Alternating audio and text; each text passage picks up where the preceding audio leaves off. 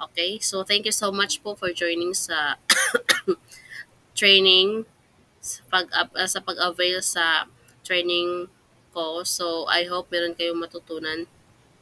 So, let's discuss this. So, why are data entry skills suitable for beginners? So, based ito sa experience ko. So, data entry is an ideal skill for beginners because it doesn't typically require an interview. So, great fit for those who lack confidence. Kasi, nung nag-start ako na mag-VA, like, wala talaga akong experience kung anong field na yan, kung anong klaseng work na yan kasi zero knowledge ako tapos wala akong background sa BPO or any online na work. So, and then hindi ako confident na makig-talk sa mga client, makikchika-chika sa mga client international or even sa mga foreigner clients. So, na-discover ko itong data entry skills. Tapos, ito palang data entry na na work is most of the clients here, hindi sila nag-require ng interview. Yung mga task lang nila is magbigay lang sila ng instructions through chat.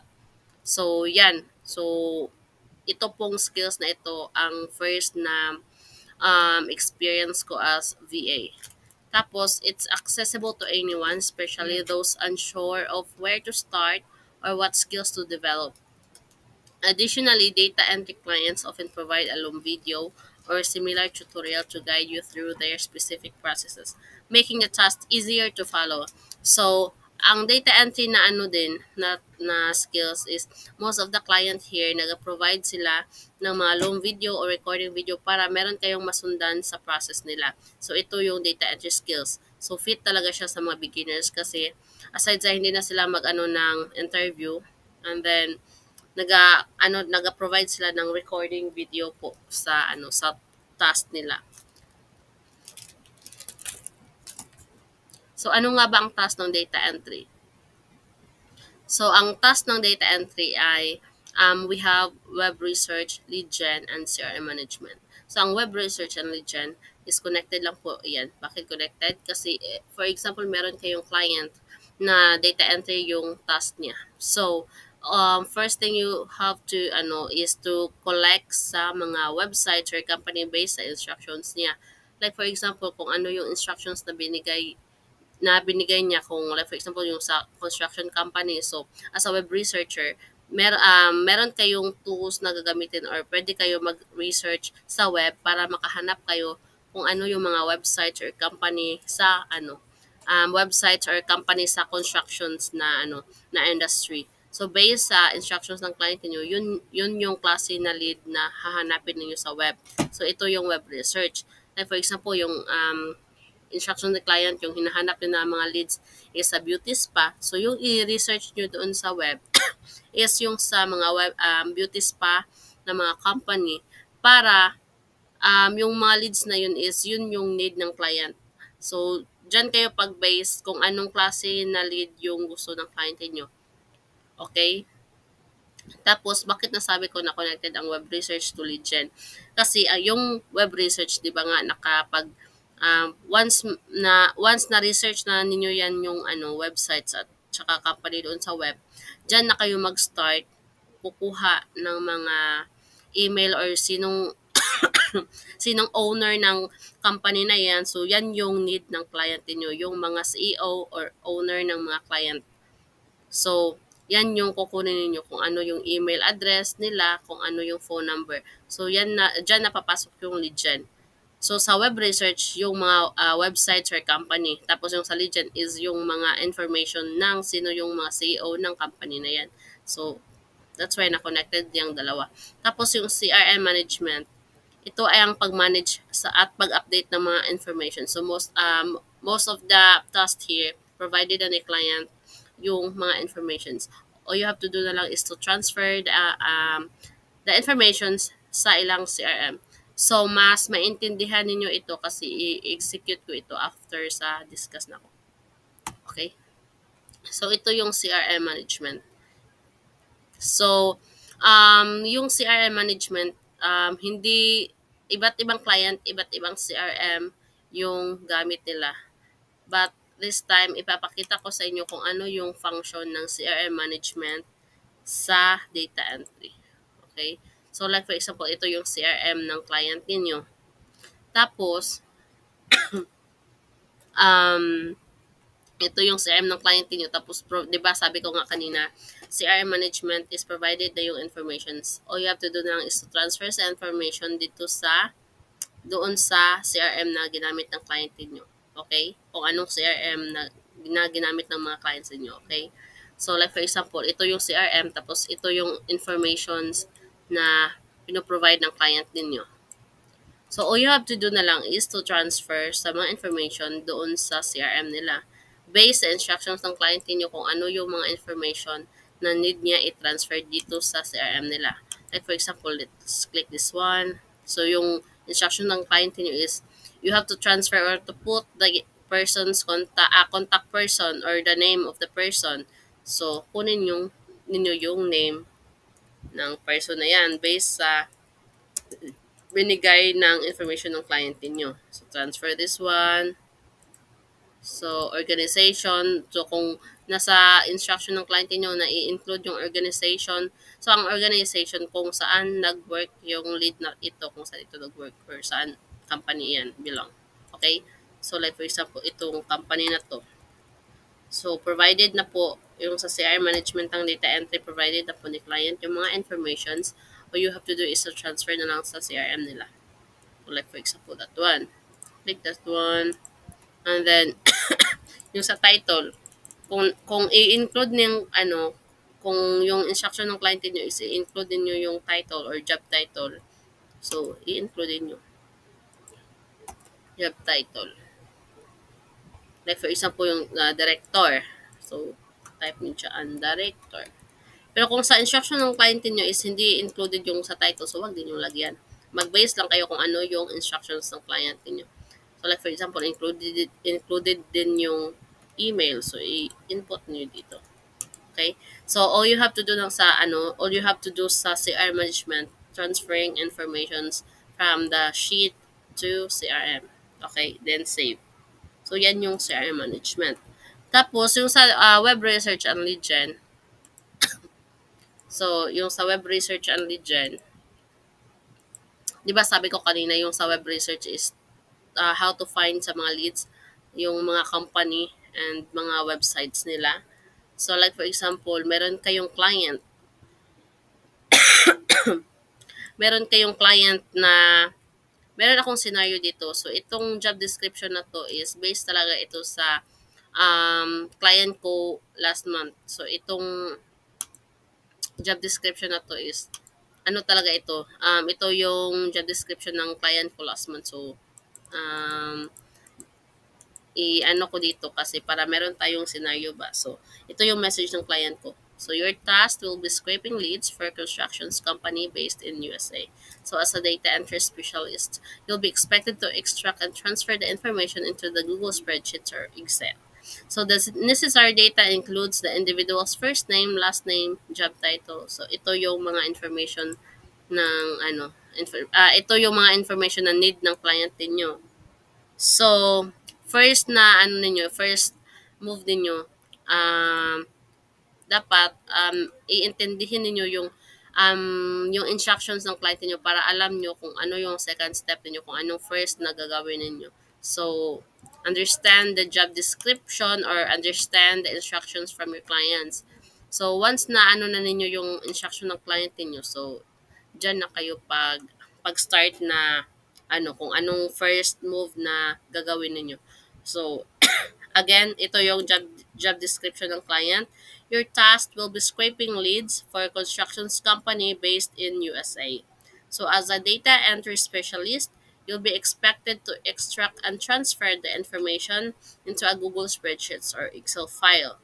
So, yung need ng client natin, yung mga leads na need ng client is for constructions company.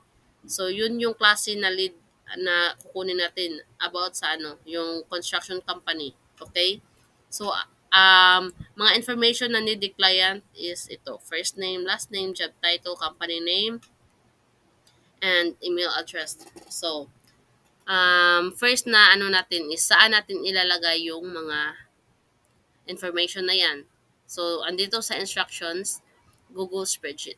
So, gagawa tayo ng Google Spreadsheets. So, kung sa hindi pa familiar kung ano yung Google Spreadsheets, kung meron na kayong Gmail, punta kayo sa Gmail ninyo. So, ito yung inbox ninyo. So, makikita nyo dito, ayan, scroll down, andito yung sheets. So, once you click nyo yan, lalabas ito. So, click the blank spreadsheet. So, ito na yung spreadsheet. So, yung instructions ni client is sa spreadsheet natin ilalagay yung mga information. So, ito na yung spreadsheet na ginawa ko. Ito. Okay? So, once na kayo sa spreadsheet, second step, i-input nyo kung anong klase na mga information na need ni client niyo para alam niyo kung saan niyo ilagay yung mga informations mamaya, okay? So, anong need niya? First name, last name, job title. So, andito na yan. Job title, company name, email address. So, nilista ko muna para pag makita ko yung mga informations, dito ko na lang ilalagay ba? Ano siya kanang organize. Okay? So, once na-list nyo na yung mga information na need ni client, second is maghanap na tayo ng leads sa constructions company. So, meron akong first na sa inyo. Meron akong first na ipapakita sa inyo. So, saan ako makakuha ng mga leads? So, first, ito. Search lang po ninyo yung Google Map. Google Map. So, click ni. So, ito na yun. Ito. So, ito na yung niya. So, i-X ko na lang ito. Okay. So, once andito na kayo sa sa Google Map, 'di ba, yung instruction ng client is yung leads na gusto niya is from constructions company based sa USA. Okay? So, ilagay natin dito. Constructions company in United States. So, andito na kayo sa So, yung ginawa natin is web research. Nag-search tayo sa web para makakuha tayo ng mga leads. So, anong ginamit natin na na keywords? So, based sa instructions ni client. Kasi yung need ni client na mga leads is from constructions company. Okay? So, andito na tayo sa ito na yung ito na yung mga leads ito. Ito yung need ng client. Okay? So, ito na, first po, i-click nyo ito. Tapos, always check sa website kung function pa ba siya or ga-close na ba siya or error ba siya. So, i-click ninyo. Kasi, merong ibang mga data entry specialist na kukunin niya lang ito directly para mas mabilis yung work niya. No, dapat i-double check niyo kasi merong ibang website na pag click niyo ditong na website nila is hindi na siya function or nag-close na sila, hindi na siya active na company. So dapat i-check niyo yan kasi kapag hindi na siya active, wag niyo yung kunin na nalitin kasi hindi naman yan magagamit ng client niyo.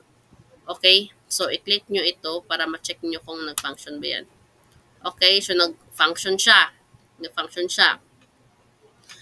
So, kukunin natin ito. Company link. So, ito yung company link.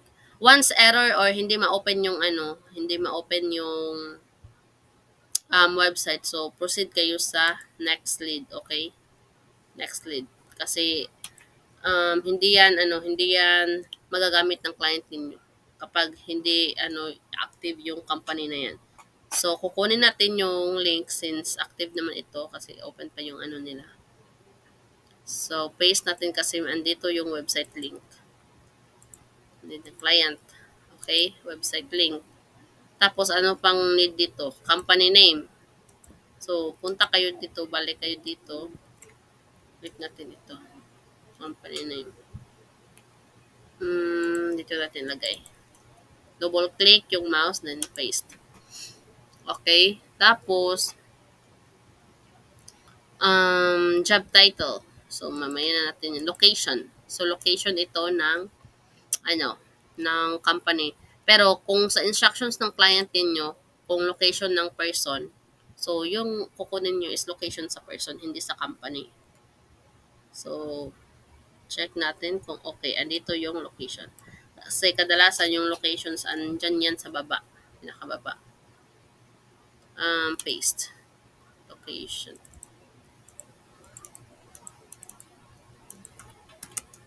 Okay. So, nakakuha na tayo ng ibang informations. So, andito pa. Kung sa instructions ng client kasi meron ding ibang client na need nila yung LinkedIn ng company or LinkedIn ng person. So like for example, LinkedIn ng company yung need ni client.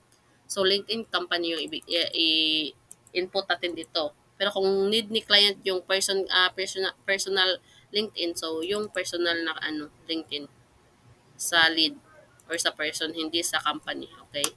So like for example, scenario na to is sa company LinkedIn. So i-open nyo ito, click, and then this one, ito yung LinkedIn ng company. So copy nyo lang ito, double click, so okay. So nakakuha na tayo ng some informations.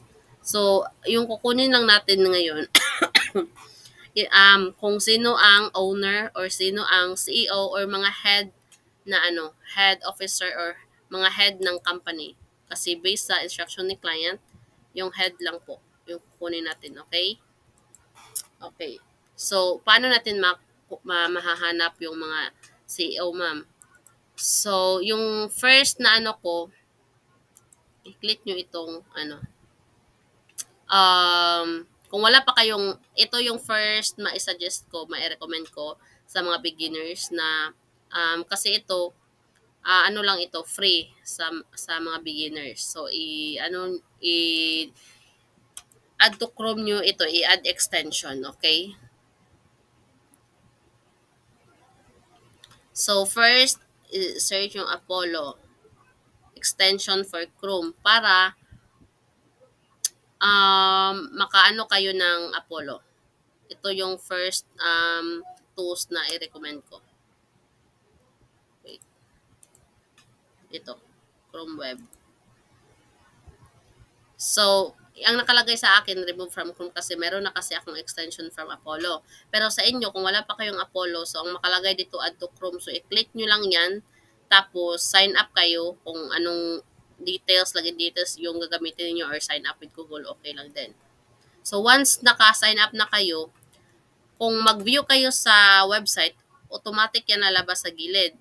Okay? Automatic din yan lalabas sa gilid dito sa LinkedIn. Okay? So, yan yung first na tools na ma-recommend ko.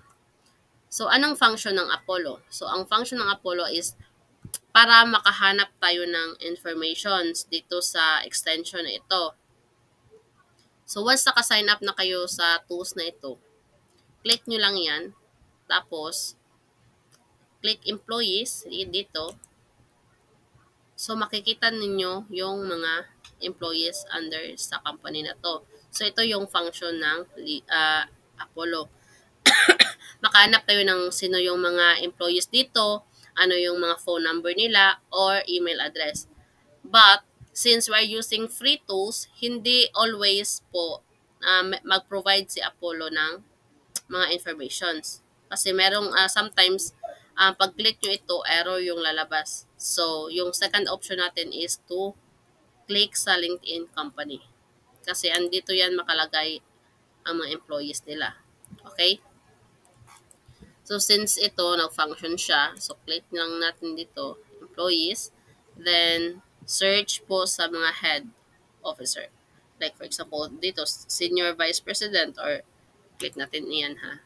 Pero let's search kung merong CEO. Lalabas. Kung wala, owner.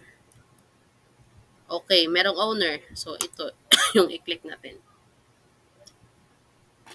Ito yung company LinkedIn. Okay. So, ito yun si, extra natin ha, kasi meron na tayong person na nahanap. Owner siya. So, i-click na natin itong, iba. So, copy lang po sa name kasi andito yung, piliin na natin. Last name. Tapos yung job title is makikita din natin sa Apollo. Owner siya. Pwede na natin i-type na lang. Okay. Yung email address. So, no email address po. So, anong second gagawin natin? So, kunin lang natin yung phone number.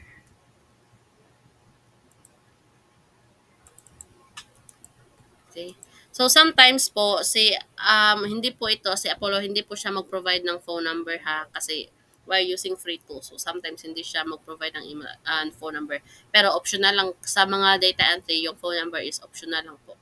Yeah. So, walang, no email available. So, we will try to check sa ating second tools na ma-recommend ko. Click sa LinkedIn. So, ito yung personal LinkedIn. Kanina, yun, company LinkedIn. So, ito yung personal LinkedIn. Okay? So, ano yung second na, ma-recommend ko na tools? So, let's try po sa get email. So, same lang gyapon kung wala pa kayong get email na kung wala pa kayong get email na extension, so type lang din get email extension Chrome and then click. So, add to Chrome nyo dito and then sign up. Tapos, automatic yan lalabas sa gilid dito. So, once naka-sign up na kayo, click lang para mag-try natin na baka meron tayong makuha dito na email sa get email. Okay. Let's wait. Okay, merong email. 'Di ba sa Apollo kanina walang email? So ito yung second na ko. Ito yung second na nawala na kanina. Kasi kuan mo di siya, free din ito. So dapat kapag merong lalabas dito na email, i-copy nyo agad, okay? So free lang manggod ito. Meron din itong bayad kung gusto niyo na So okay na din itong free. Ano lang talaga kayo. Ang mabilisan ba? Update kung sa Bisaya. So copy. Ay, hindi ko na copy pala yun. So, di ba nakita nyo kanina, merong email na lumabas dito. I-ano lang nga natin, i-refresh.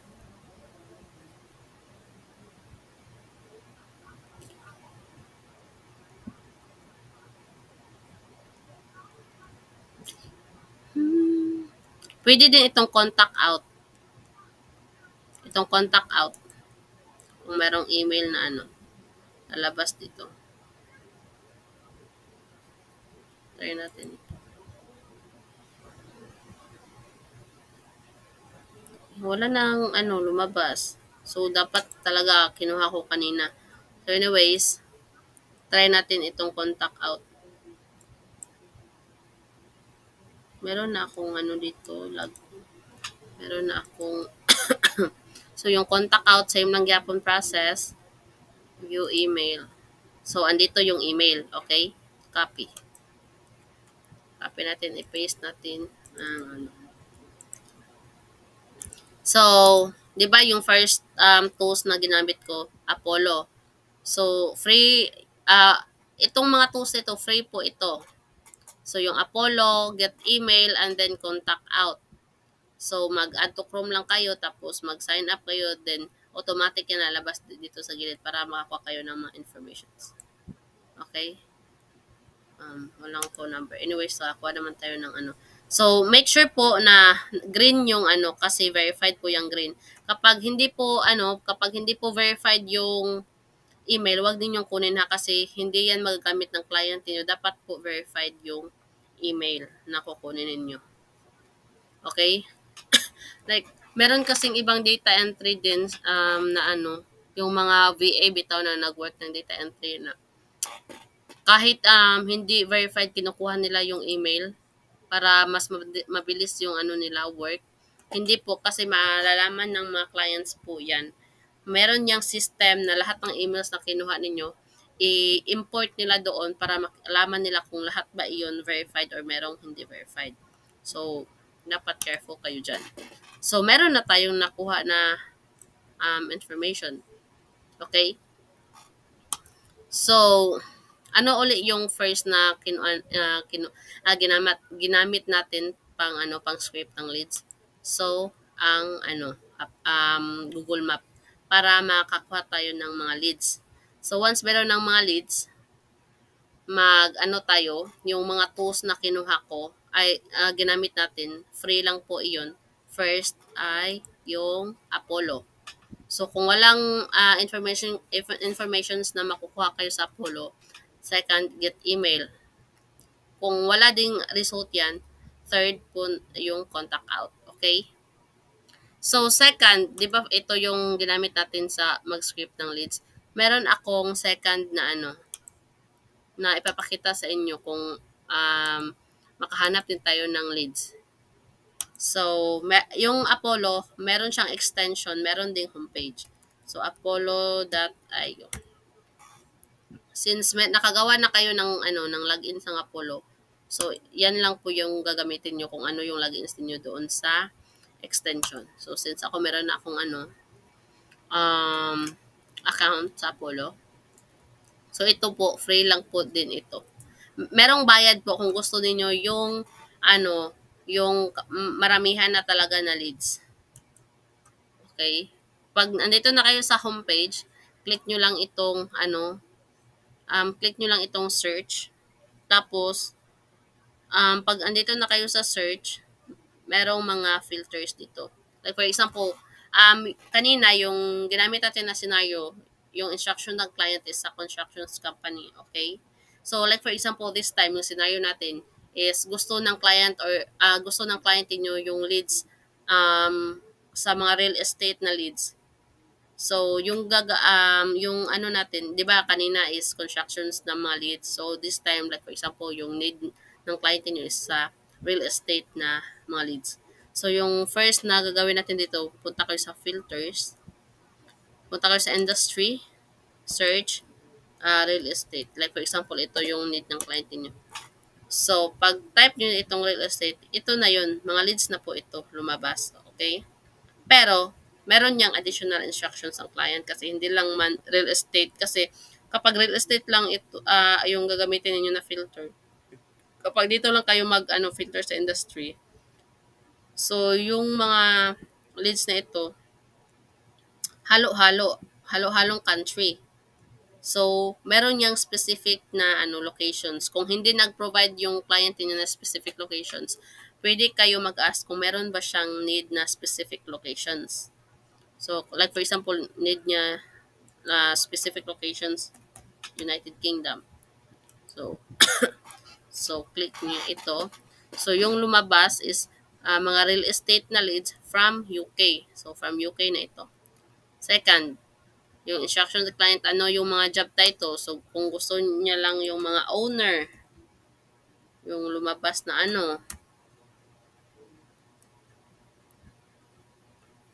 CEO.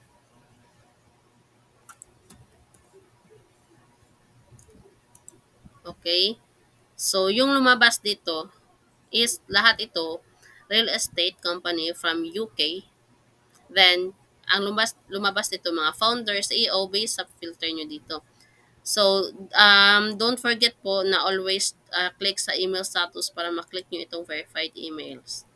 Para yung lalabas na mga email dito is verified po.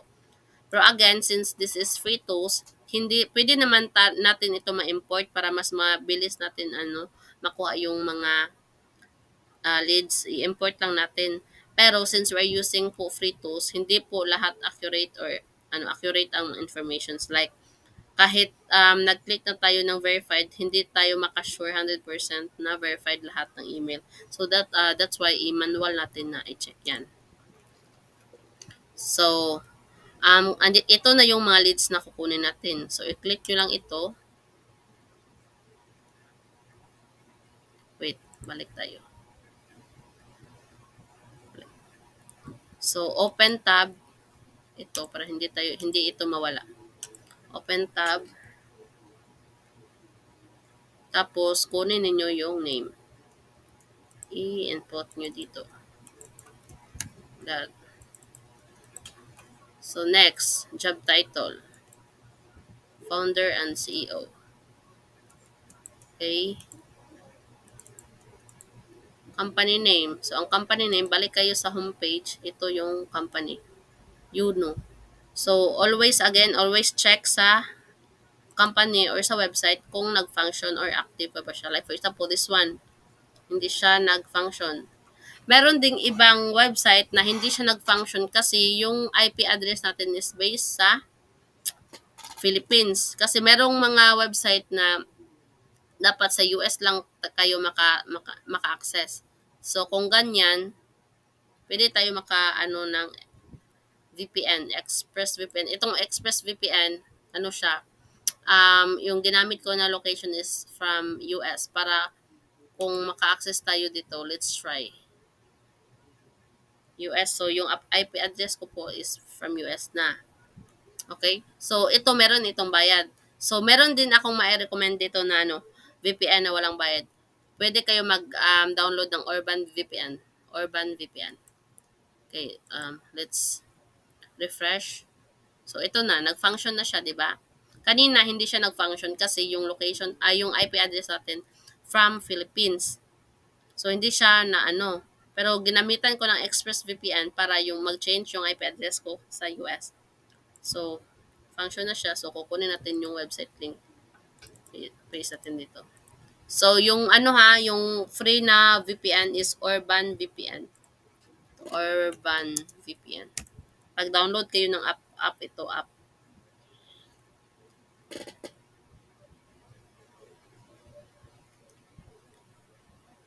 Urban.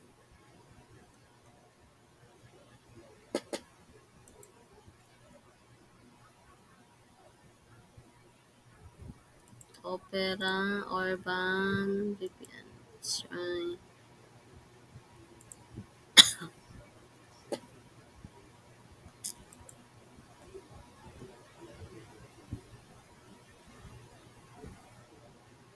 So, ito ang Urban VPN. Add Chrome nyo lang para maka-access kayo sa mga US websites. Kasi merong mga websites na hindi kayo maka-access dahil naka-base kayo sa Philippines. So, need niyo i-access yung, maka-change yung IP address ninyo. Okay, so anong next? Company name. So, Go Yuno. Ito yung company name.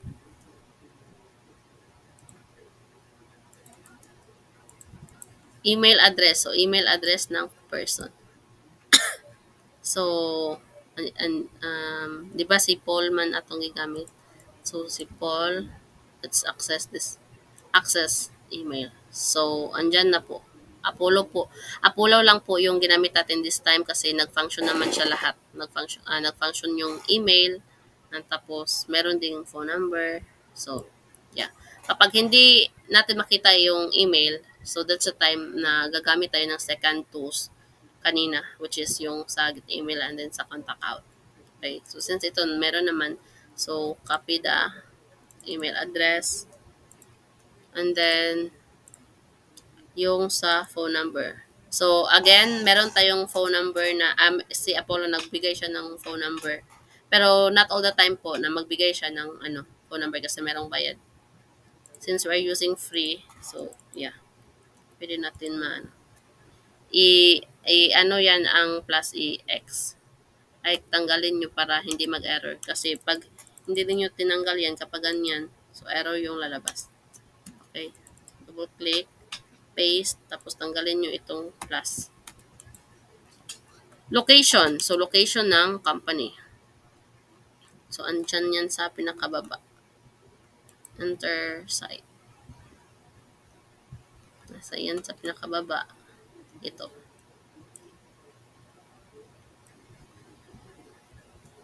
Okay.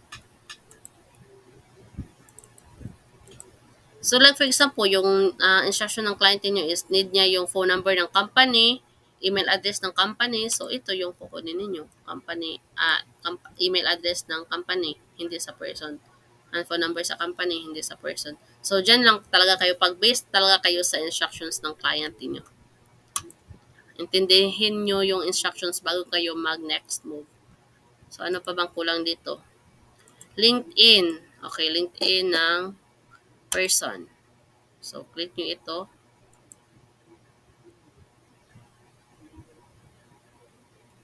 So, ito yung LinkedIn ng person. Copy the link. Paste. Okay? So, that's it. So, nakakuha na tayo ng leads from Apollo. Okay? So, itong first na leads na ito from Google Map. Tapos ito yung ano.